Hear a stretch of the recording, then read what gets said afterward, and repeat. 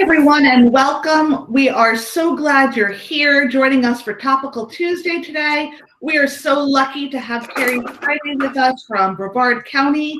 She is going to talk to us about advocacy. If you haven't muted your microphone yet, please do so when you are not speaking. And please feel free to use the question and answer feature to help me keep track of questions, and I can field them to Carrie in the middle of the presentation. So go ahead and use the question and answer feature that is on the triangle, circle, and square option under the Google Meet. And with that, I'm going to stop presenting, and I'm going to turn it over to Carrie. And welcome. Hi, guys. Thanks for having me. This is so awesome. I have only used Google Meets a couple of times, so I'm going to try my best, but let me know if something looks funky, because it's looking right on my end. You're good. It is perfect. Great. Okay, so we're going to talk about some ways that you can become irreplaceable at your school, and ways that you can advocate. And I'm not like the all-knowing expert. I can just tell you what has worked really well for me. And I've been given a lot of cool opportunities, and I'm just going to give you some strategies that are working for us here in Brevard, and hopefully they will work with you. A little bit about me. I am the media specialist at Southwest Middle School in Palm Bay, which is in Brevard. I was the teacher of the year for my school a couple years ago and a finalist for our district. I'm the business partner coordinator for my school. I'm on a district advisory committee for the business partner thing. I do the social media for my school. I'm on the school advisory council and the school improvement team. I'm on the Brevard Teacher Leadership Council, the teacher advisory committee for the superintendent, which there's only about maybe 10 of us in the whole district. So that's kind of fun to get to be part of that. My school was the Follett Challenge People's Choice winner in 2019. And then you can see some of these other things. I'm on the Sunshine State Young Readers Award Committee, but I'm about to roll off on April 30th. I am a FAME board member, and I've been contributing to Follett Community. But I'm also a mom. I've got two kids. One is 13 and one is 8. One of them is actually sitting in my library right now. Her class is in here. My husband is a rocket scientist, and he's super cool, but he would never tell you that. I like to exercise. I like to go to Disney and hang out with my friends and go to the beach and all kinds of things. So I'm just, a person with a life outside of school as well. One of the things that I really would like to just reinforce, because I'm sure you've been told this before, but no one is going to know the great things that are happening in your space if you don't tell them. And it feels very braggy to constantly talk about ourselves and all the cool things that we're doing, but that's the best way for people to know what's going on. And that holds true for the classroom or the media center, but particularly the media center. So let's talk about some ways that you can advocate for your program in your own school. Every time you have an event or anything cool going on, invite your administration, invite your teachers. One of the things that we do at our school is we have to let everybody know if we're going to be in a different location for the day, like if you're moving to a computer lab or something like that. So when I send out an email saying who's going to be in the media center for the day, or when my teachers send out an email saying that they're going to be in the media center for the day, we always include what we're doing with an invitation of we're doing, we're making rockets, or we're doing whatever we're doing for the day. Stop by and see. And so that's a really great way to sneakily let people know the fun stuff that you've got going on for the day. I always invite my administration to come in almost every single day. My library is connected to the front office building. And every morning I run through them and guess what we're doing today? You have to come and see this. It's going to be so great. And if you don't come, I'm going to stalk you and you're going to come. And so they always stop by. They've kind of changed their routines so that they come through the media center to get up to their offices instead of going through a different door, so that they can kind of see what's going on and be a presence and be part of our program. And so that's really awesome.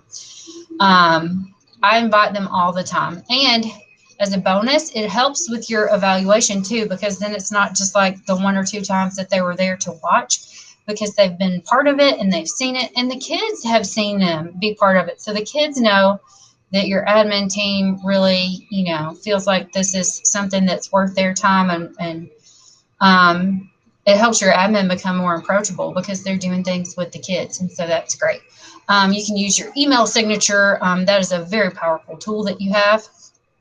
Anytime that you can get talk time at a faculty meeting, do it.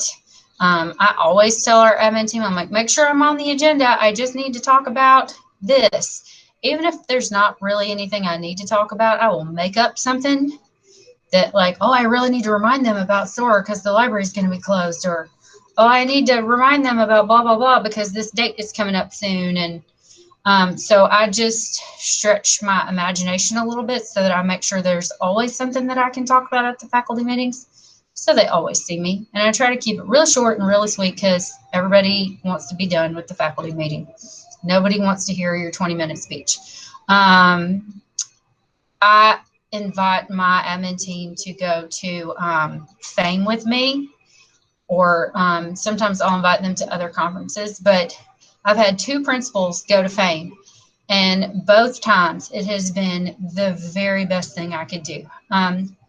The last FAME conference that we had, I took my principal with me, and he was just so enamored with all the things, with all the authors that were there and all the people that he could meet. And he was buying all these books and getting them signed, and he was going, I made him a schedule of what sessions he should go to for the day.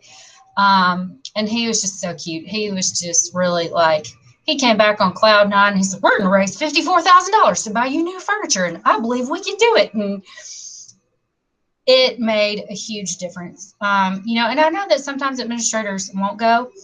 My other principal that went, he never would have gone, but we submitted him for the Principal of the Year award because we were trying to butter him up. He was cranky for several days, and he ended up winning. And so he went, and he came back, and he was a changed man too.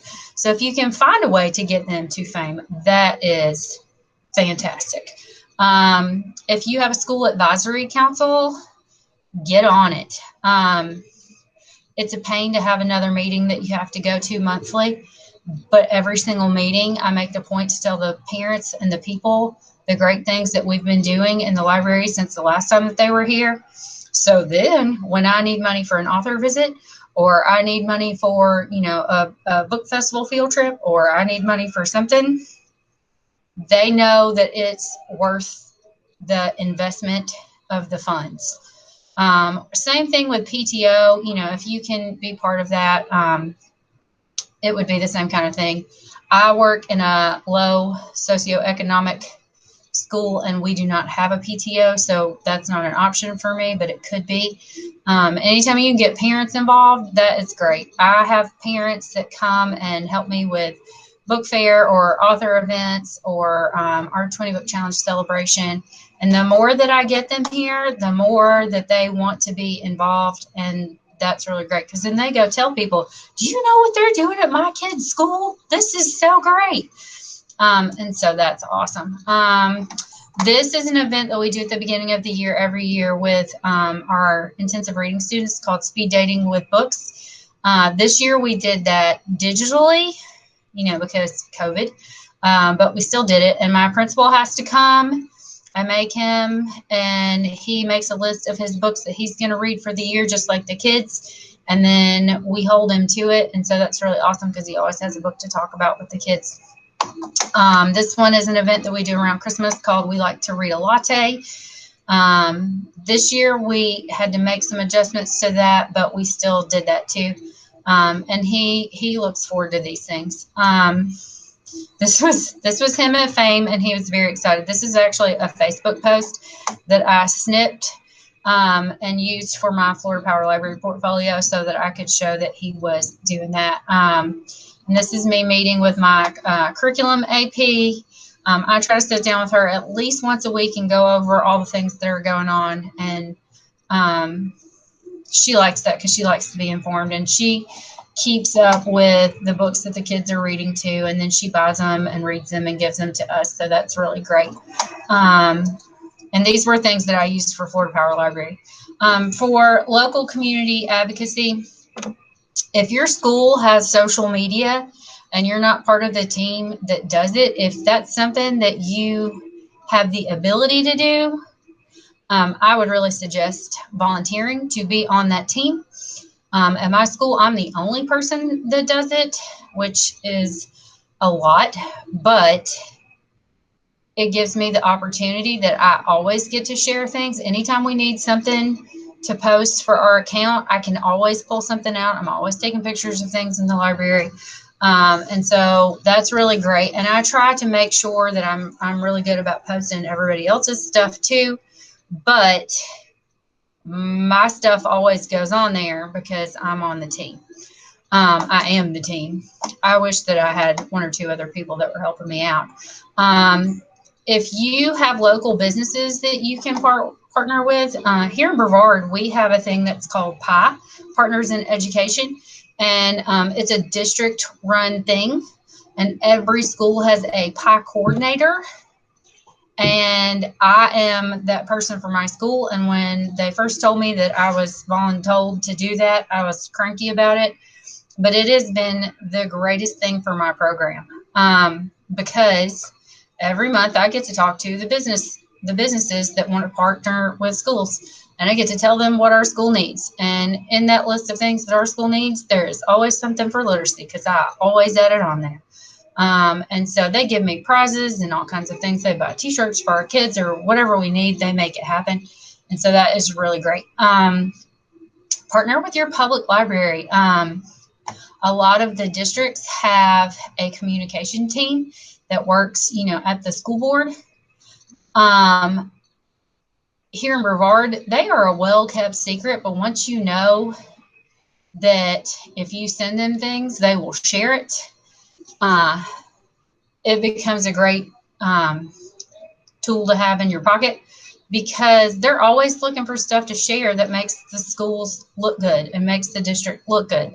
And anytime you're doing cool things, they want to show that. And so that is really great. So I've made it a point to get to know all the people that work for district communications because then I'm always like, oh, if you need something for this, just let me know. Oh, if you need something for this, just let me know. And then they'll send me emails asking for things. And so that's great. When you make resources that you build, share it with the parents in the community. Whether that is through your district platform that you have. We have Focus, so I can push that stuff out that way, or, through Facebook or Peach Jar or whatever it is you have. If you've got stuff that, tools and resources that can help build stronger readers and learners, go ahead and share that with them. Your feeder schools, whether you're like I'm middle school, so I have elementary schools that come to us and I have high schools that my kids go to. But even if you're elementary and your kids go to a middle school, building relationships with those people makes a tremendous difference because then you're working together as a team instead of just, on your own island. I try to send emails about upcoming events and to our staff just to let them know, like, here are all the things that are going to be happening, just so you know. And I always include not just my admin team in that, but also district leaders. So whether those are district resource people or I send them straight to the superintendent. I also invite him all the time to all the things. I'm like, listen, if you got a gap in your schedule, here's some things that I've got going on. Come and hang with us. And sometimes he does. So that's really great. I love to invite company reps to come and spend the day with me. That does not work this year with COVID and not being able to have visitors on campus, but I invite my book fair reps. I'm like, come hang out with us for our book fair. I do all these STEM stations and all the stuff that ties to it, and it's really cool, and I think you'll really love it. Or, you know, I invite our Follett rep to our author visits and all the things. And the reason why I invite these company reps to come is because they see the great things that are going on in your library. And then when they have free resources or free tools, the first person that comes to mind is you. And they want to give that to you. Even the furniture guy that I've been working with for years trying to get new furniture that we don't have the money for, I invite him to things all the time. And then when somebody's zeroing out furniture, guess who he sends it to? Me. And that's awesome. So it is always worth having a visitor from the community. I hardly ever pay for author events out of my own account. Our business partners that I've built relationships with, they donate enough that they cover that, or they cover the books. They come and volunteer. They check in the people. They help with the book signing. And so that has been tremendous for us, because then I can bring in some pretty great people, and my kids get some great experiences. And then they leave and go back out into the community talking about the great things that are going on in your school. This is when Kwame Alexander came to our school. This was such a great day, and we have a local church that we partner with that when I do author visits, they come and set up sound for us, and they bring in all these things and run it for me for the event, so I don't have to worry about what happens when his mic gets squeaky or whatever else. And we fill the media center with kids, but then we stop school and we stream. We live stream the author visit to the whole school. And so they help with all that. So then the kids see it. We always invite the mayor. This is the mayor of Palm Bay. We always invite him, and we invite our school board members and our superintendent and the news and anybody that will come. I invite them because I want people to see how powerful these experiences are. Plus, it's an added bonus that the businesses who have helped pay for this, they get advertisement because, you know, these people are coming in, and that's really great. Last year, right before COVID, we had Rashad Jennings, who was in the NFL, and then he won Dancing with the Stars. He has some middle school books out, and he came to our school, and we did a big author visit. And you can see, like, we hung these posters up in the front office and all over the place. We hung them up behind him, and so everybody could see that. And then we had all these volunteers come in to help with things, and so that was really great. When the kids wanted to Skype Nick Stone for Project Lit, I had this guy right here, Michael Cador. He owns like 17 businesses. He owns a lot of businesses. He's a former NFL player, and he really loved the idea of this book and what we were doing, the experience we were trying to give to the kids. And he partnered with a friend of his who's a local attorney, and the two of them paid for our Skype visit with Nick Stone, and they came and they got to talk and ask her some questions, and the kids got this really great experience, and it didn't cost me a penny. And then they posted about it on their social media, and that was great too. I have tried to send things to the local news as much as possible. And so then when these stories run, that brings a lot of really good PR to our school and our program, and it helps the community see what libraries look like now, because it's just different than it used to be. This was an article that ran when I was in the when I was a finalist for Teacher of the Year. But the reason why I put this in here is because in the Florida Today, it talks about the school's library and all the programs and the whatever. Sorry, my daughter stopped by to tell me she's going to her next class. So this is really great because it goes out to the community, and then the school board is sharing it, and our school is sharing it.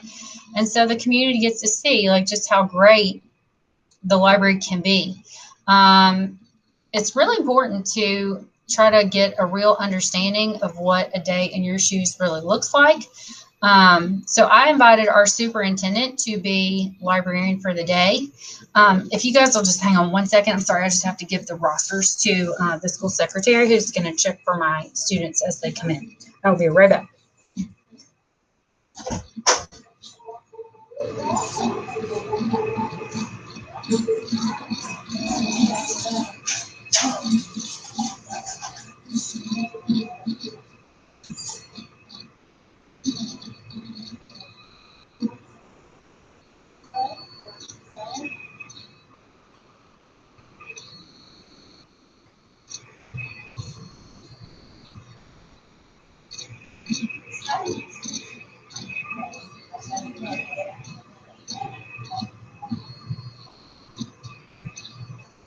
Thank you. Okay, I'm so sorry. I apologize. So I invited our superintendent to come be librarian for the day for School Library Month. And we actually have this great plan to have a school board member come and do this in one of the schools that they serve. So every school board member would do this. And since it was my idea, and I got really brave and asked the superintendent to come and do this, and he did, but he had to cancel on me. And so the assistant superintendent came and filled in for him. But then he felt bad, and so he rescheduled. So I actually got to have both of them. And I didn't make it easy. I scheduled a class every single class period using the same materials, but completely different things. So I had our self-contained ESE kids coming in. I had our 7th grade gifted and advanced team coming in. I had our 8th grade gifted and advanced team coming in. And they were all doing different things. And I was like, here's the materials. Here are the instructions. Let me show you how all these things work. And you're going to have to teach them how to do this. And if somebody comes in and needs a book, you're going to have to check that out too.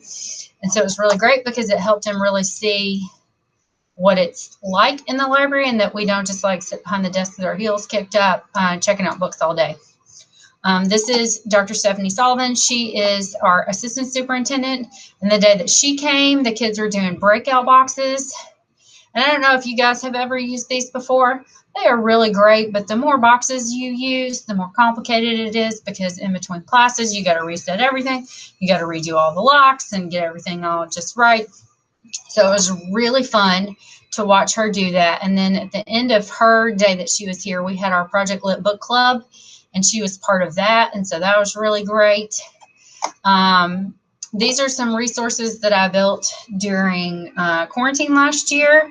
And when I pushed them out to our kids, I also pushed them out to the families too. This is a collection by Destiny that has all these resources in it. I did another one that are STEM and STEAM things that you can do from home, so that our kids could have some resources for that.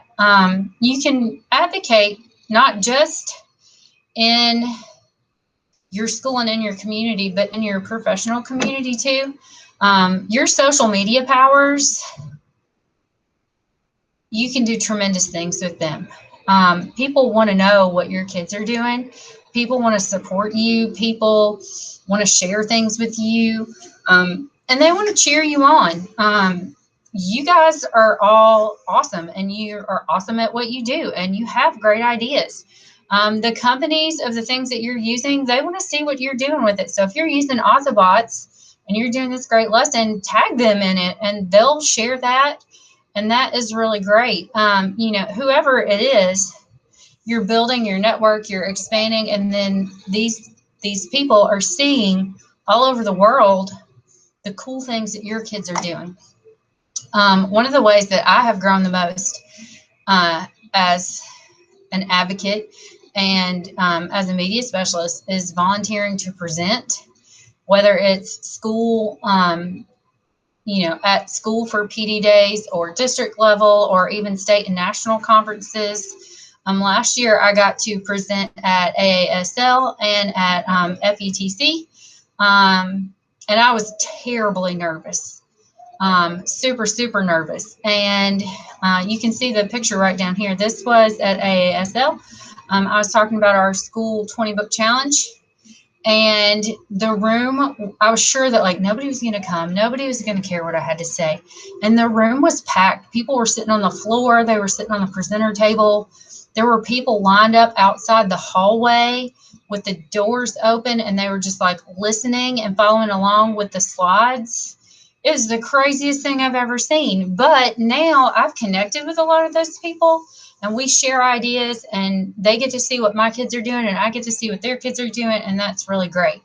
If there are district level committees that you can be a part of, join them, because the more committees you're on at the district level, the more people are seeing media specialists and what they do and what it really looks like, and it makes a tremendous difference.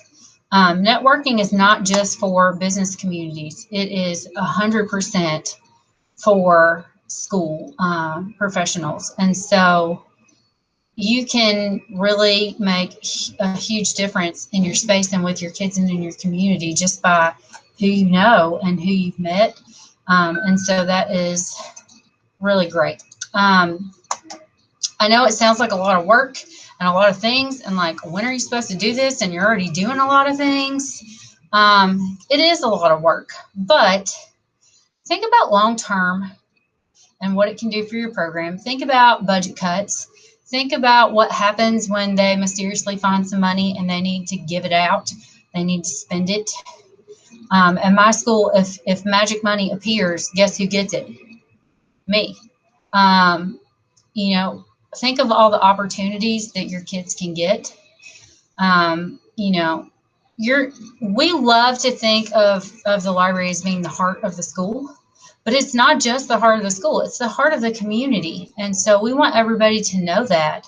We want to connect our students with people that, you know, can help them with jobs in the future, or volunteer opportunities, or just help them learn and grow as a person. Think of all the personal and professional growth that you can get. It's really, really worth it. Opportunity is key. Now, I put on this slide, what opportunities can you say yes to that will benefit the time that you give it? I've learned the hard way over the past couple of years, just saying yes to everything is not always beneficial, and it just makes you run down. But saying yes to the right opportunities, it makes it a good investment of your time. You know, if it's somebody that you can build a relationship with, if it's something that's going to help your program, if it's something that's going to help your school, then it's worth it. If it's something that's just going to be more on your to-do list and it doesn't really benefit any of your people, then maybe that's not the best use of your time. And I have a really hard time saying no to things, a really, really hard time. But I've learned to use what Lisa Turkhurst calls my best yes. When I say yes, if I'm not going to be able to give it my best effort, then maybe that's not something that's going to be useful for me. Because you don't want to get on a committee with the superintendent and then you like never show up to the meetings because you're overscheduled and whatever.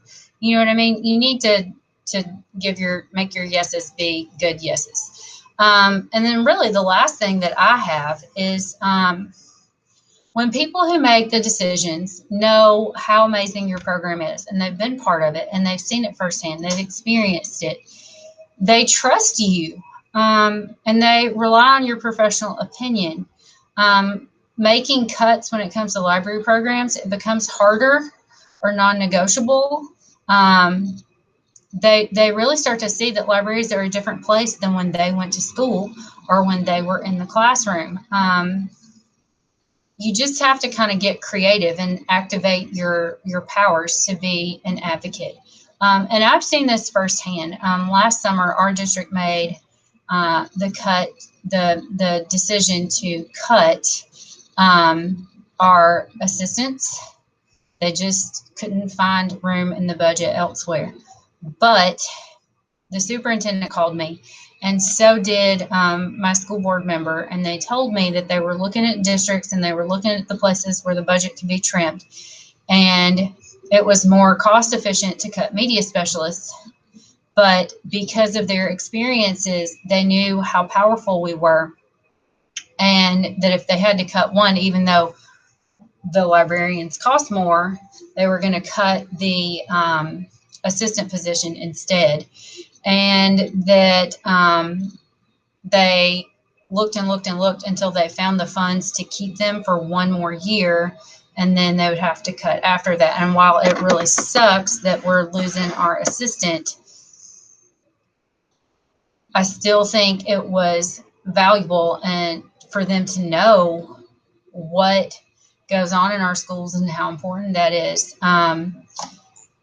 And even right now, they're looking for ways in the budget where they can make enough cuts, or if we can get our enrollment up, they'll be able to bring those back. And so even though it didn't turn out how we wanted it to be, it could be worse. And so it can make a big difference. It really can. It can make a difference, you know, at a school level. It can make a difference at a district level, and it can make a difference at the state level too. And so that's really all I have to show you.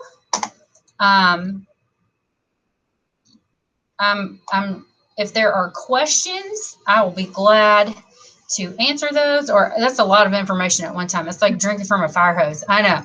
I promise. I sent Lisa a link so that you guys could have those slides, so that you didn't have to like try to screenshot things or take pictures or whatever. Ask me whatever you want to ask me. I am an open book. I'll tell it like it is. I don't sugarcoat things. I mean, if I did, I wouldn't tell you that the superintendent's calling me and saying, oh, we're cutting your assistant. But, you know, those are things that you don't want to advertise. But it is what it is. And so whatever I can do to help, I'm absolutely glad to do that. Or questions I can answer or whatever else. Anybody? Anything? Any questions?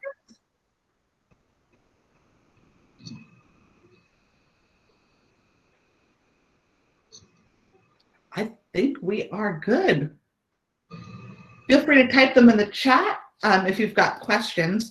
Thank you, Carrie, so much for coming and presenting and being here with us. We so appreciate your time and your expertise and all of the valuable information you shared with us. As you're sharing things on social media, please tag us in Library Media. We want to see all of those great things that you're doing. We can share them right back out. It's a powerful tool. People need to see what is going on in your libraries every single day. You guys do amazing. If you are looking for points, you can register in e-learning. Course title is Topical Tuesday. There's just one follow-up activity this year, and you can earn up to 20 points. And our next session will be April 20th with very exciting end-of-the-year procedures and our end-of-the-year data collection and what we are looking for this year. And I hope to see you guys all on Thursday when I talk collection development plans and inventory. And with that, I'm going to stop sharing and stop recording.